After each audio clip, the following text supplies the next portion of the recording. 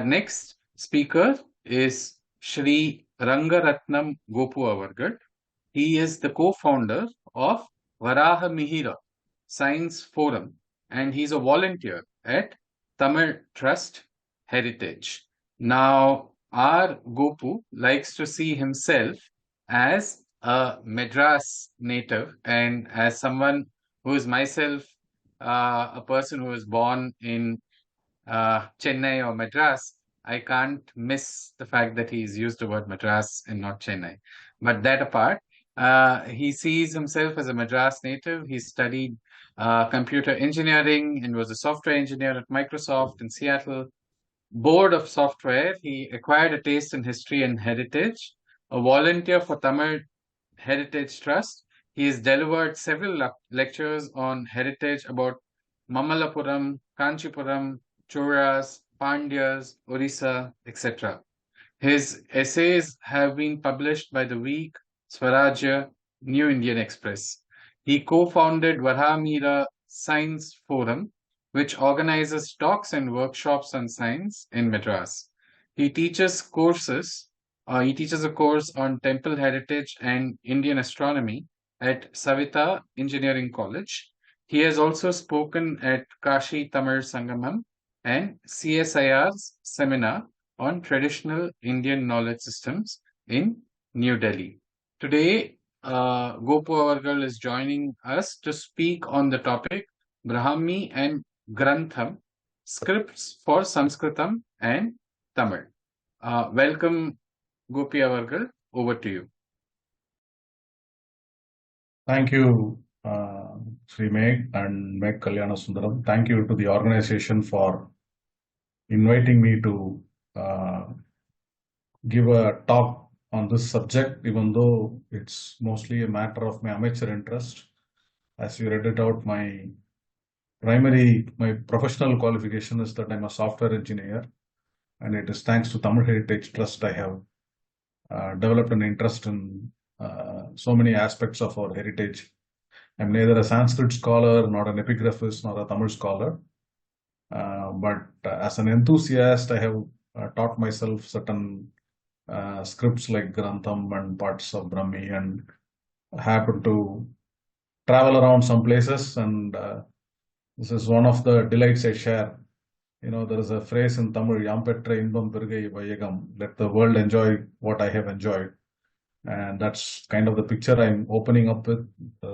Kids who first see some inscriptions and they're able to read a few letters, they are so happy that they're able to read 1,000-year-old inscriptions. And so, given that the topic is Brāhmī and Grantham scripts for Tamil and Saṃskṛtam, let me step into that with no further delay. I'd first like to thank my mentor, Professor Swaminathan, founder of the Tamil Heritage Trust, originally of Pudukkottai, who introduced me to Grantham, to Mamallapuram, Ajanta, and so much of heritage, and of so deep, inspired so deep a thirst for knowledge, and explore, enabled an entire world of knowledge and art and history to bloom before my eyes, and he, via him and via the scholarship of people like Dr. Nagaswamy, Professor Lockwood, Sri Balasubramanian, Shankara Narayanan, Professor Shankar Narayanan, and with the help of friends like Karnakaran, Vishwanathan, Srinivasan, and Srimati Parvati, who just gave me some photos from Cambodia, and of course my friends from Tamil Heritage Trust. Let me step into this topic. There are a lot of things to be discussed here. So I would start with a little bit of clarification, because people don't always know what is a script, and they confuse script with language. Now, a language is primarily spoken, sounds and words. So I'm speaking English, and I don't need you're not reading anything I am writing except what's on the screen. So what I'm saying, I'm speaking in English. And so languages are basically spoken, and there are thousands of languages. The script is a form of writing.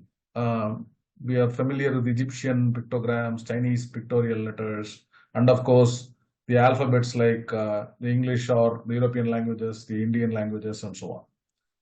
All languages of sounds and words. Saṃskṛtam, Prākritam, Tamil are languages. Brāhmī, Vatteluthu, Grantham, Devanagari are scripts. Very few language. All languages have words and sounds, but very few languages have writing and scripts. And languages are far older than scripts. I know that's a lot of information to pack in one slide, but I just trying to get a distinction between languages and scripts.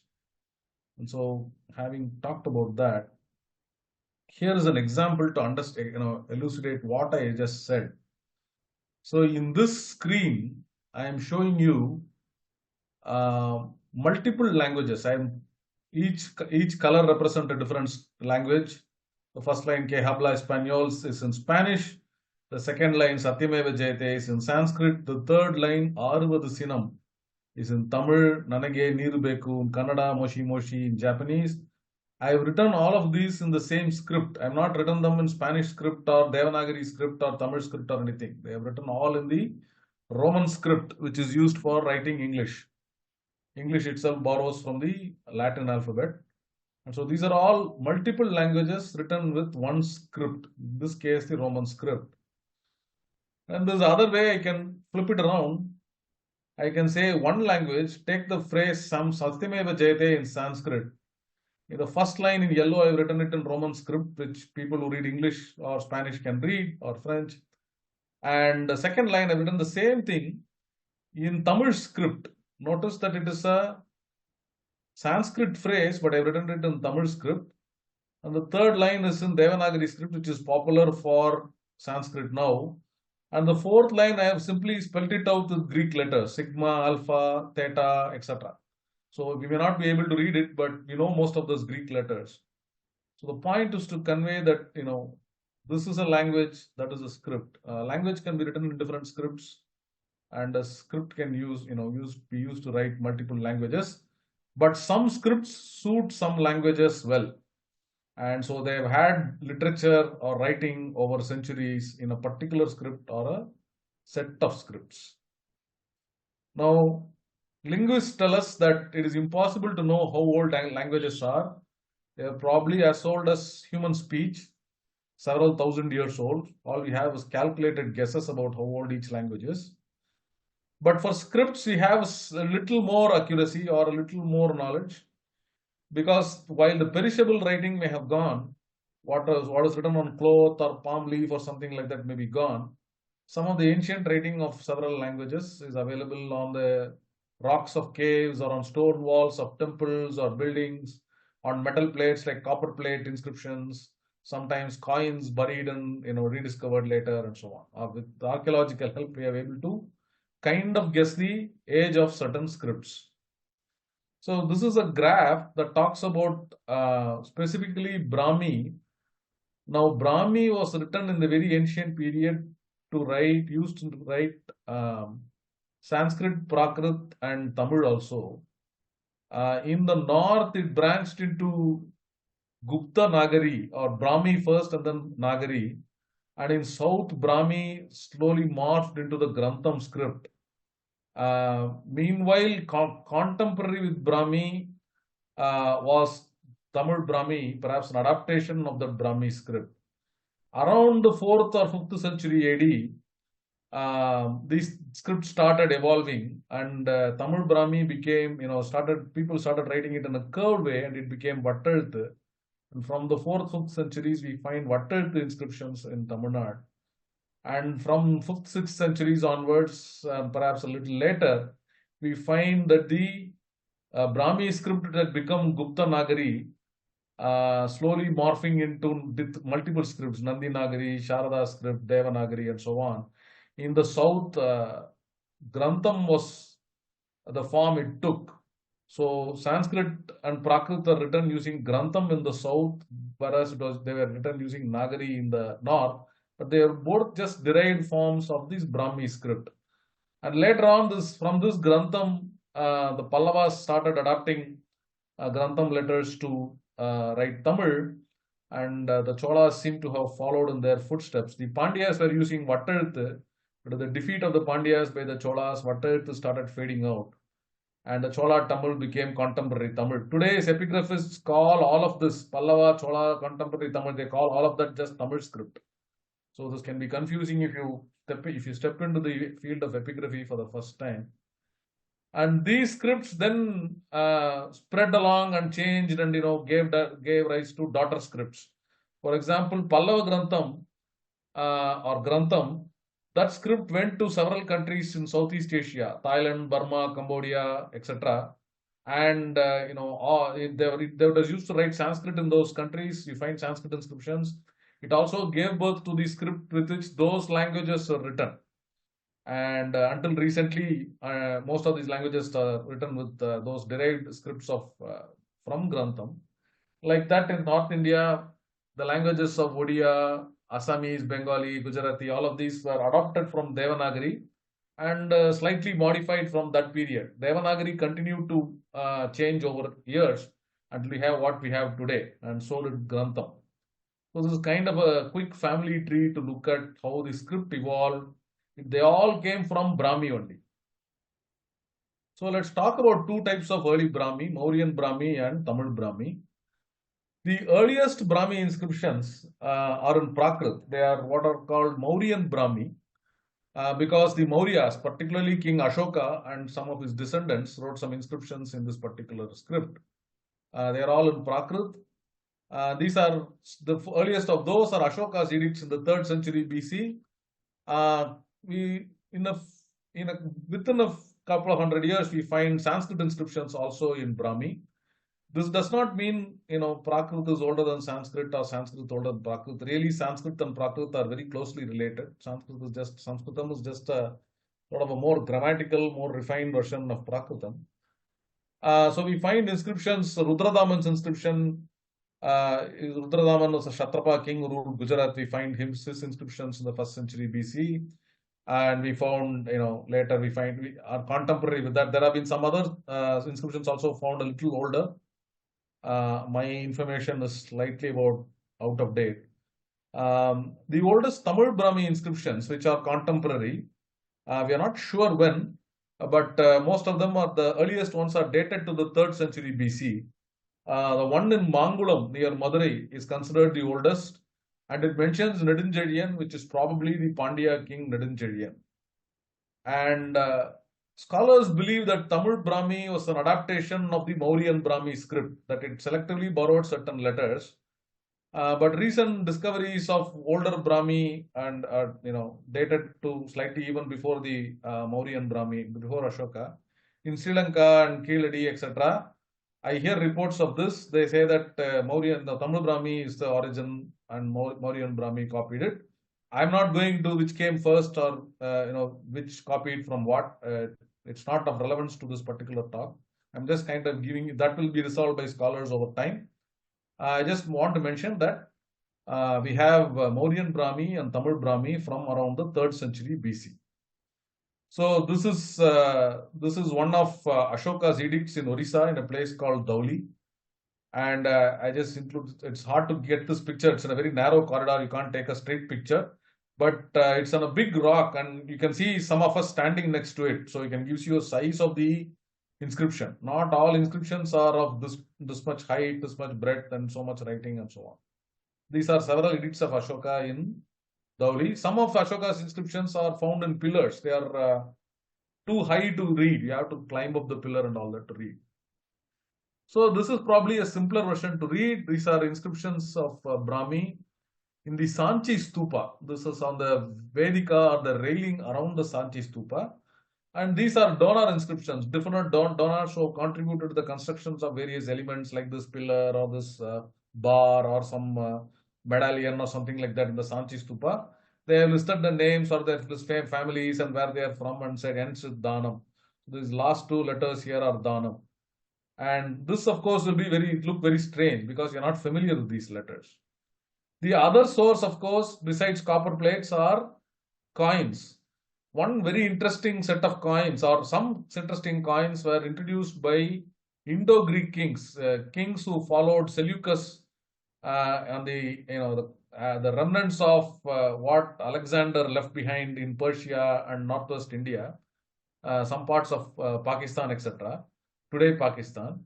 One of them was a Greek king called Agathocles. He writes he has issued coins, two-sided coins. You can see this picture. One side you have Balarama. On the left-hand side you see Balarama holding a plow in his left hand. On the right-hand side you see Krishna having a chakram. This chakram looks like a sailor's chakram rather than the Sudarsana chakram we are familiar with. And that the historians say this is Balarama and Krishna. And you can see writing on these both sides of the coin. It's a square coin rather than a round coin. And on the left-hand side, you have this writing in Greek. On the right-hand side, you have this Greek writing in Brāhmī. Now it's 90 degrees tilted. Now, so if you rotate it, you can probably read this. If those of you know Greek can read that this one says Basilios Agathocleosis, and the one on the lower one says the Brāhmī legend Rajane Agathocleasya. So he's kind of Sanskritized his name to and Sanskritized Basilios to Rajane, King Agathocles. And this is what the letters would look like if they arrange them separately and try to read them. So you have bilingual coins, and this is how this Brāhmī, which was forgotten and lost, was rediscovered using such bilingual coins and scripts and stuff like that. So a quick overview of what these Brāhmī letters look like. So this is a listing of the Brāhmī vowels. This is just not all of them, some of them of course. A, I, U, A, I and O are just a selection of the letters. But if you know Devanagari, Grantham, Tamil, etc., you will see that the shape is very different. I've given Devanagari in blue below and Tamil in green below. The modern letters look very, very different from Brāhmī. It's hard to believe that they are descendants of that same script Brāhmī that is up there. And these are the consonants. With consonants, this is the Prakrit or Sanskrit listing here. The first row shows ka, ka, ga, gha, nga, cha, cha, ja, ja, nya, so on. The 25 letters called the Varga letters. And then to the right, the second column is Yara, Lava, Sha, Sha, Sa, and Ha. And so these are what these letters look like in the Brāhmī script. And this script itself varied over time. This is not the same shape that it stayed. There are some slightly decorative flourishes over a few centuries, and then that slowly morphed into the Nagari script. Now, these are just the basic consonants and basic vowels. As you know, Sanskrit or Prakrit or any of the Indian languages have consonant-vowel combinations, right? So, kaka, kiki, etc. So, if you look at the basic shape of ka, it just looks like a plus sign, right? And for this consonantal additional things called the diacritical marks. So, for ka, today we have a horizontal, vertical bar next to the letter, but in that period there was just a horizontal stroke at the top. Ki and ku had one extra stroke and two extra strokes to ki for that. Ku and ku are represented taking the ka with strokes at the base rather than at the top, the bottom rather than at the top. And ke, ko, kam, etc. are designated using simple diacritical marks. One stroke to the left is ke, two strokes is ko, a dot which is called an anuswara, still used nowadays, that is kam. And so each of these consonants, you would have strokes, on the top or the bottom, moving left or right, one or two strokes and etc. to designate the diacritical marks, to see which combination of vowel went to the basic consonant, which swara went to the vyanjana to designate the letter. So, by the old theory, the Tamil Brāhmī was adopted from Mauryan Brāhmī, and the difference is because Tamil has 4 sounds or letters that Prakrit and Sanskrit do not have. This is the hard Ra, the palatal Na, the La and the Ra, which are special letters which are also found in Malayalam, and some say they were found in old Telugu, Kannada, and you can still see the La in Gujarati and Marathi also. They use special letters, and one is this set of consonants. And second is to write what is called the meyyeluthu, or the consonant with the dots, the basic consonant. The dot is perhaps the Tamil's contribution fully is the Tamil's contribution to epigraphy here. And Tamil has two short vowels, A and O, which Sanskrit and Prakrit don't have. In Sanskrit and Prakrit, A and O are combined letters of A and E and A and U. So they don't have a shorter version, but in Tamil they have developed these two, and they needed letters to or shapes to represent A and O, and they adapted the A and O symbols to do that. So this is one reason. So if you look at the Tamil consonant table, it doesn't have this many letters. So the middle Varka letters are completely not seen in Tamil. And like that, the letters called the Ushna or sibilants, Sha, Sha, Sa and Ha, are also not seen. So, but the other letters, Kachata, Tapa, Ngangana, Nama and Yara, Lava, besides the four unique letters, Ra, Na, La and Ra, are seen in the Tamil Brāhmī inscriptions. So we know that Tamil Brāhmī has similar letters, but doesn't use all of the letters that we find in the Sanskrit or Mauryan Brāhmī. The oldest Tamil Brāhmī inscription was discovered in 1880. At that time, they didn't know it was Tamil Brāhmī. They just thought it was Prakrit, but they couldn't read it.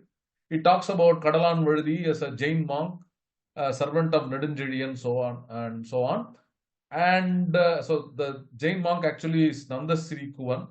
This Kadalan Vazhi seems to have excavated a bed for this person. And Nedunjezhiyan, we believe it is, the scholars believe it is the Pandya king of the Sangam period. This is what the Mangalam inscription looks like. This is probably a more readable version. And this is, you can see it's very similar to the Mauryan Brāhmī that you would have seen earlier. And the text reads like this, and I'll just shown a small sample. Kaniya Nandi Asiriyi, right? You can notice that most of the other letters are Tamil, but that Sa alone is not a letter that is there in Tamil. It's kind of a Prakrit or Sanskrit letter that is found in this Tamil inscription. The spelling also is something to be not very grammatical by today's standards, so that's unusual. But it may be just an epigraphical, Lipikara's handwork. So that's of interest, because several of these inscriptions in of the Tamil Brāhmī are not what you would call grammatically very accurate. There are also bilingual coins in Tamil and Prakrit, especially issued by the Satavahana kings. So this is one example that's popularly shown, a coin of Vasishtiputra Satakarni, and he has his face and this thing, and it is seen in Tamil Brāhmī and Mauryan Brāhmī, or both sides. The only difference is that in Prakrit his name is written with Shri, and in Tamil the appellation Thiru is used. So that's how we know it is, because the name itself is the same in whichever language. So that is a quick overview of Sanskrit Brāhmī being used for Sanskrit and Tamil. Of course, I'm just giving you a very, very brief overview of it, because there are an enormous number of inscriptions, enormous number of information in all these languages. Airavada Mahadevan has compiled an entire magnum opus, outstanding book for the Tamil epigraphy of the Brāhmī and the early Vattarthu scripts. There are several works of about the Prakrit Brāhmī and Sanskrit Brāhmī letters. Most of them are found in inscriptions on walls and so on. These are important because both languages have a long oral tradition, and most of the ancient literature is not found in Brāhmī script or Tamil Brāhmī script. The literature over time, when it was written, perhaps copied in palm leaves or Bhojpatra or whatever, it was rewritten over time, and the script has changed over time. So probably in the Gupta period there, and Pallava Pandya period here, they were written in the contemporary scripts of that time, Vattarthu, Nagari, etc. And every 300-400 years, those scripts have to be, those written documents should be rewritten. So you don't have any of these famous literature like Ramayana or Silappatikaram or Tirukkural in the original writing. You would only have the literature in what has survived most recently, which are 300 or 400 years old maximum. The only exceptions are regal orders and temple inscriptions and stuff like that in copper plates or coins. Okay. So let's look at the other script that is part of the discussion today, which is Grantham. Also used both for Saṃskṛtam and Tamil in the southern country. The Brāhmī script, which has very simple strokes and minor arcs. Over every century, it became slightly more stylized.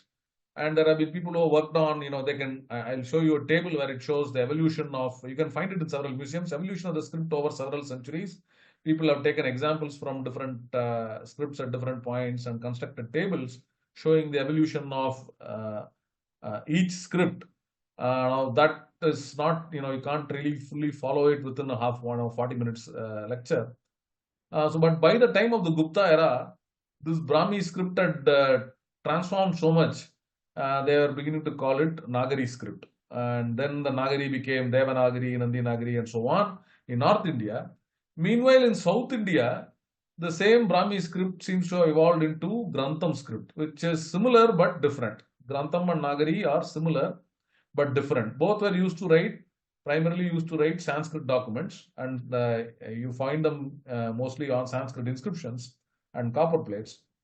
This Nagari and Grantham also continue to evolve. They are not stopped. So 10th century Nagari will be different from 5th century Nagari, and 10th century Grantham will be different from 6th century Grantham. Every 100 years, you will see some changes in some of the letters and shapes and in different regions. And so today's Nagari and today's Grantham look very different from the 10th, the same two scripts 1,000 years back. They morphed so much, in fact, that Nagari and Grantham are still somewhat readable, but Brāhmī was totally forgotten. And mostly some efforts were taken to read some Brāhmī. For example, Feroz Shah Tughlaq, I am told, brought a Ashoka pillar from Meerut to Delhi and installed it in his fort. And he asked some Brahmin Pandits to try and read the Brāhmī script, but they couldn't read it. And same thing happened much later. Jahangir wrote his inscription in Persian in the Allahabad pillar. There is a pillar in Prayag called the Allahabad pillar that had an Ashokan inscription. And then it had a inscription of Samudra. Ashokan inscription was there in Mauryan Brāhmī. Then there is an inscription of Samudragupta, which was now 700, 800 years after Ashoka's period, in the Nagari script of that period, of the Gupta period. And then Jahangir, in the 16th century or whatever, added his own inscription in the Persian script. So there is, when the British came in the 19th century exploring all of these things, they were trying to understand these different scripts. They were able to read the Nagari and the Persian scripts, but they could not read the Brāhmī script. And the British, French, and certain European scholars and their Indian assistants and colleagues and all of them collaborated extensively, recording these scripts and finding, collating and exchanging information and all that. And there's a thrilling story of how this Brāhmī script was rediscovered and threw open a lot of the history of the North. Ashoka was forgotten, the Mauryas were forgotten, and all of that was rediscovered. So that's a different story. We can't go into that today. Meanwhile, since we are not going to focus on Nagari but on Grantham, let us look at Grantham here. This is some photos from Mamallapuram. And if you look at some of the sculptures in Dharmarajaratham, you see above the sculpture, there is some writing, this is enhancement here. And so this is Grantham script. And this is used to write Sanskrit in South India, especially in the Pallava, Pandya, Tamil territory, and so on. So this one says Sri Nidhi, and this says Niruttaraha, and so on, right? And some more titles above the sculptures here. And you can see this has got some more straight lines. In a monument near Mahabalipuram, in a place called Tiger Cave, you see this in this larger script in Grantham. This is slightly more curved than the the script that you find in the Five Rathas monument. So even within Pallava monuments, of the same era, there are some slight variations in how the Grantham script is written. And this particular one in Tiger Cave is very interesting. because in one temple on two walls you have the same inscription. There are 5 stanzas. You can see these two. These are the transcripts of the 2 inscriptions. The one on the left is Grantham, the one on the right is Nagari. They have the same 5 stanzas. They both start with Srimado Atyanta Kamasya Drishadarpa Harina, Srinide Kamaragasya Hararadana Sangina, and so on. First 5 stanzas are the same in both inscriptions, but the one on the left hand side is written in Grantham script, and the one on the right hand side is written in the Nagari script. So why they are written in 2 scripts? So it's not like the South didn't know Nagari script. In fact, Nagari script has been used in Pallava coins and Chola coins also, but they used Grantham for all other writing. So on the inscriptions of walls in copper plates, etc., you see Grantham being used to write Sanskrit in these regions. And if you go to the Pandya monuments, this one is the Anaimalai hill in Madurai, and there is a Narasimha temple. It's originally a cave temple. This Gopuram and Mandapam extra have been constructed later.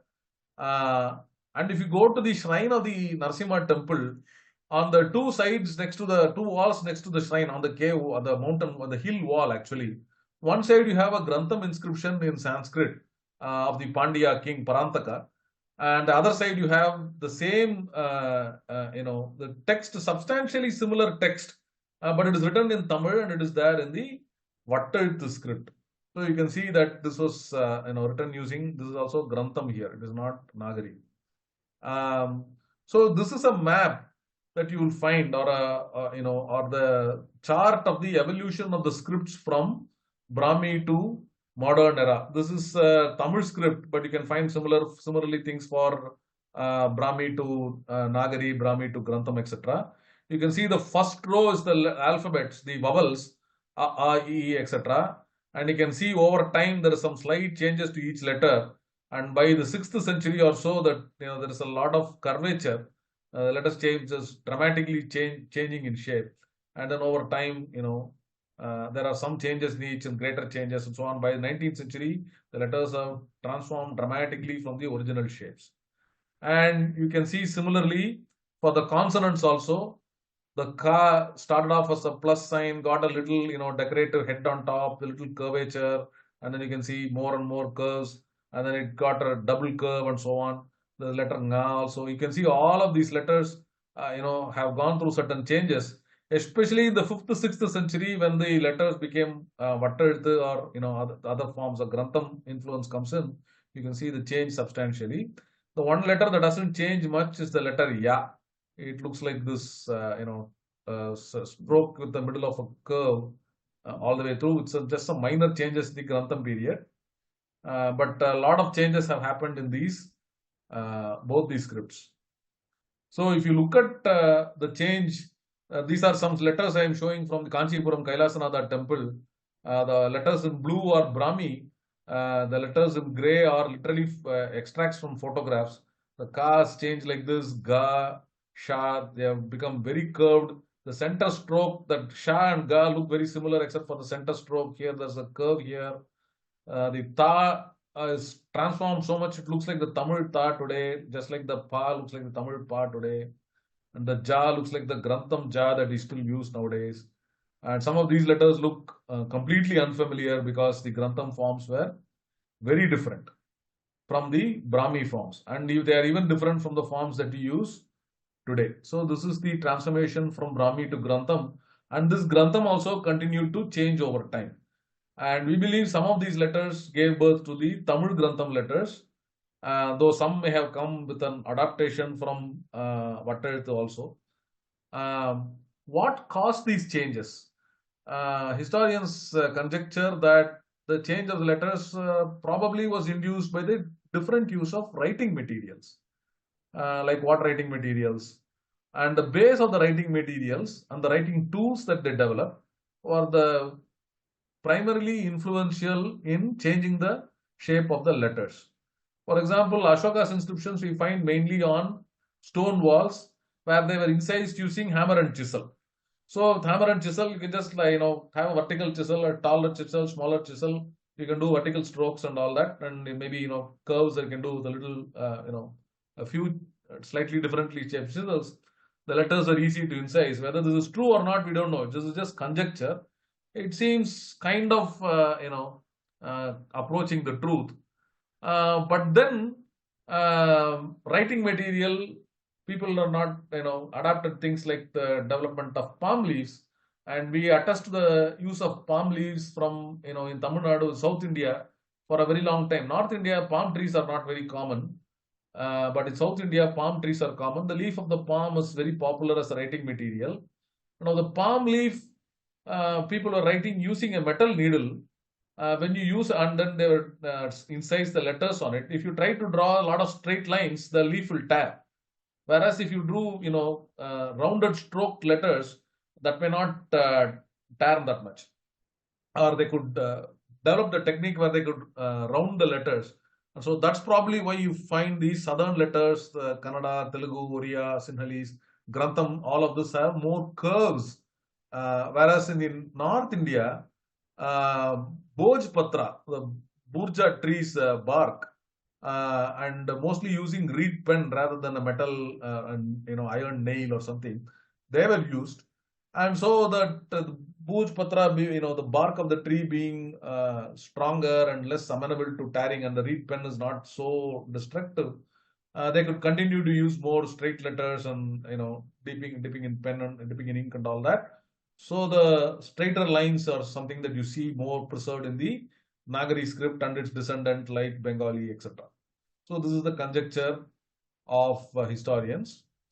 And you can see the separation from a common Brāhmī to, so this is for the letter Na, that exists both in North Indian languages and South Indian languages, and how it had changed over time from Brāhmī to current usage. Dramatic change. You cannot even, unless you trace it step by step, even with the tracing, sometimes we find it hard to believe that these are, this is the transformation of the tree. So now in Tamil Nadu, in Tamil especially, besides the use of Sanskrit, Tamil was itself also very extensively used in administrative matters, in inscriptions and etc. In fact, Tamil Nadu has half the inscriptions. Half the inscriptions in India are in Tamil Nadu, and half of the inscriptions of India are in Tamil language. But there are a lot of Sanskrit words introduced, both in the names of the people and in use of administrative words and things like that. So you see the Grantha letters used to write Sanskrit words. So this is a little more, even than the Manipravalam, where some of the words are Sanskrit. Here even the letters in some words are written in Sanskrit letters. So the Grantha letters were used to write the Sanskrit letters. For example, this first line here, it says Rajadi Raja Parameshwarana, and the Ja, the Da, and the Ish are clearly Sanskrit letters. So those are written in Grantham, whereas the Ira, Raja, Pa, Ma, etc. are written in Tamil. Again, Shri is written in Grantham. Veera, except Veera is written in Tamil script. The Pratapa, the Pra of Pratapa is written using Grantham. So some of these conjunct letters and Sanskrit letters were written using Grantham letters, whereas the rest of the inscription was written. So this is an entirely Tamil inscription. Rajadi Raja Parameshwarana Veera Pratapa Devaraya Arulanindra Shakaptam, etc. So just the Sanskrit letters were written using Grantham letters, whereas the Tamil letters were written using Tamil letters. And so Tamil script of that particular time.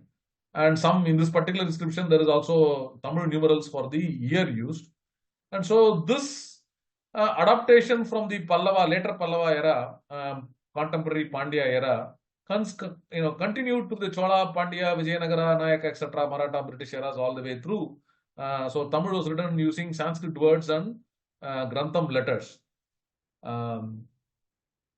The most significant difference, if you can notice when you look at epigraphy, is the difference between how Sanskrit was written early on versus Tamil was written early on. And besides, not having certain letters and sounds, there is something called conjunct consonant. So, for example, when you say Mangala, Inga is a conjunct consonant. So that kind of, or as you say, Anta, the Intha is a conjunct consonant. In Brāhmī and Sanskrit, the conjunct consonants are written, especially in the Brāhmī script, the conjunct consonants are written vertically stacked.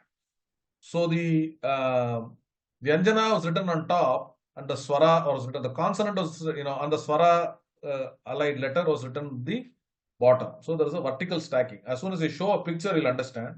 Whereas in the Tamil, there is no adaptation of conjunct consonant at all. They were not taken into use at all. So the letters were written simply side by side. And to represent that one of them was the Meyyezhuthu, the dot pulli notation was developed. And so there's no vertical stacking in Tamil. The only exception is when you see, like in the previous slide, when I showed the introduction of Grantha letters in the Tamil inscriptions, then the conjunct consonants were there because the letters themselves are Sanskrit, and their stacking, vertical stacking is there. So, for example, take a phrase like this, Atyanta Kama Pallava. I have written it in both Tamil script. It's of course a Sanskrit word, but I have written it in both Tamil script and in Nagari script.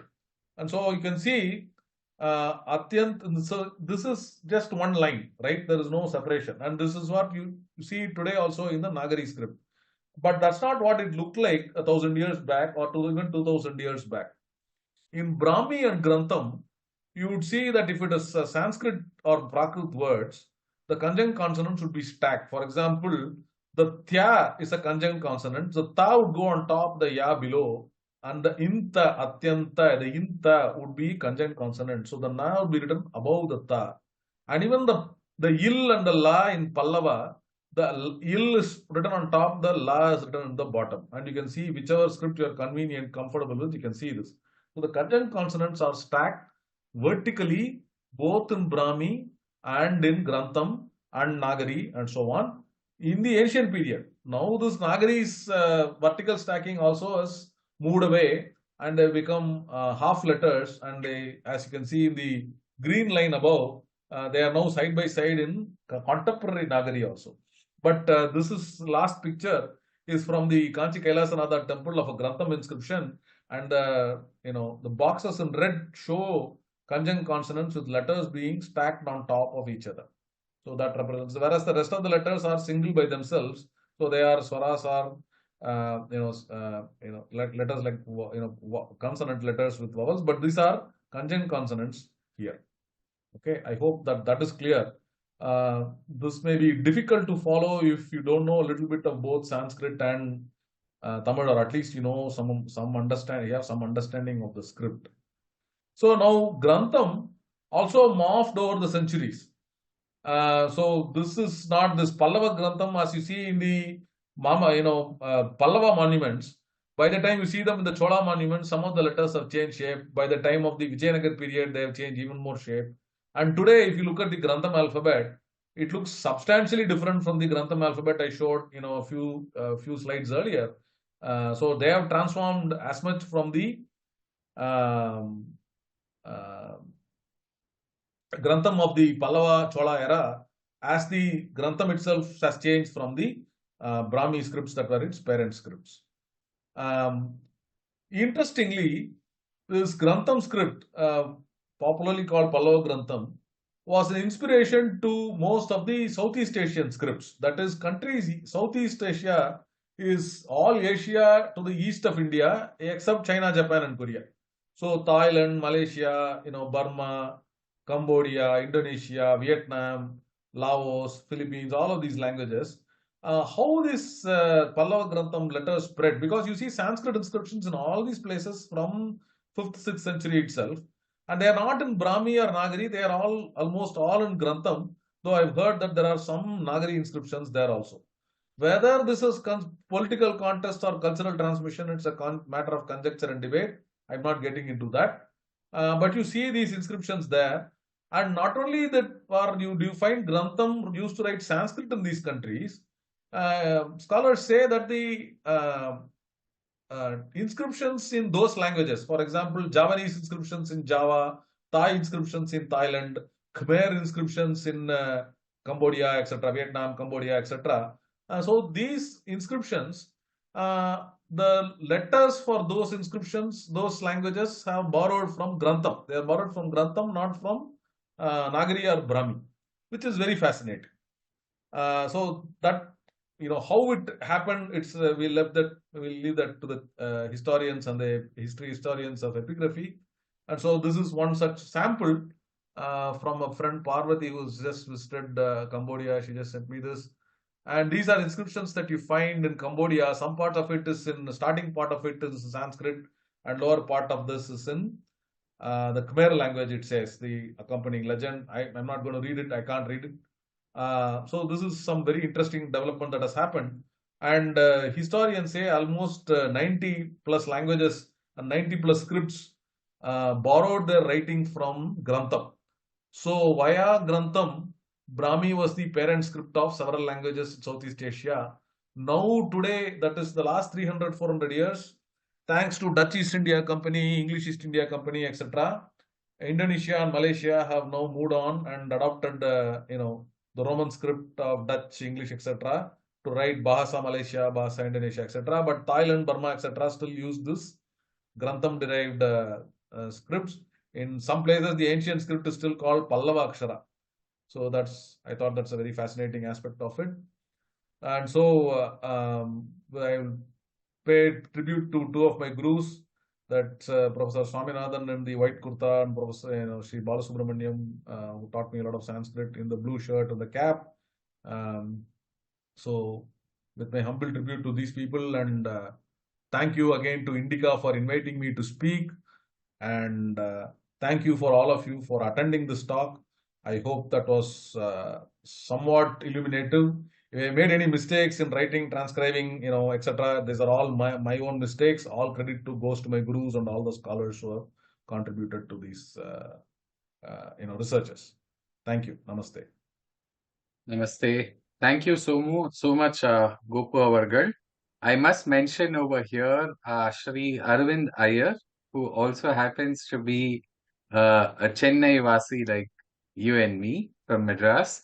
And it was thanks to Arvind that I was able to connect with you and invite you to this symposium. So, Arvind, if you're logged in and if you're listening, thank you so much for connecting me up with Gopu Avargal, because of which I must also add that Arvind has given certain other ideas for this particular symposium. In fact, many of the other names were on his common list and mine. So I want to take this opportunity to acknowledge Arvind and Gopu Avargal for a very, very interesting presentation. Now, I think the way you represented the information, it certainly taught me more than a thing or two. The vertical stacking, for instance, was completely fascinating. It was not something that I had carefully observed or even known casually before. There were many such points which I'm sure people who are not doing this day in and day out would have definitely learned in terms of how to look at, the scripts of these bhashas together. And what you not only focused on the differences, but you also brought in certain aspects of the similarities, which I think was fascinating. I also saw you carefully say that certain questions are best answered by historians, and that was nicely parked over there. So once again, I'd like to thank you, Gopu Avargal, for making time and for joining us on this forum. It also, I must mention over here that Tamil Heritage Trust is doing some excellent work in furthering the interest of Tamil, and I hope to be able to collaborate with you, Gopu Avargal, INDICA and Tamil Heritage Trust as part of INDICA Bhasha. We can see how we can perhaps work together on certain initiatives maybe later.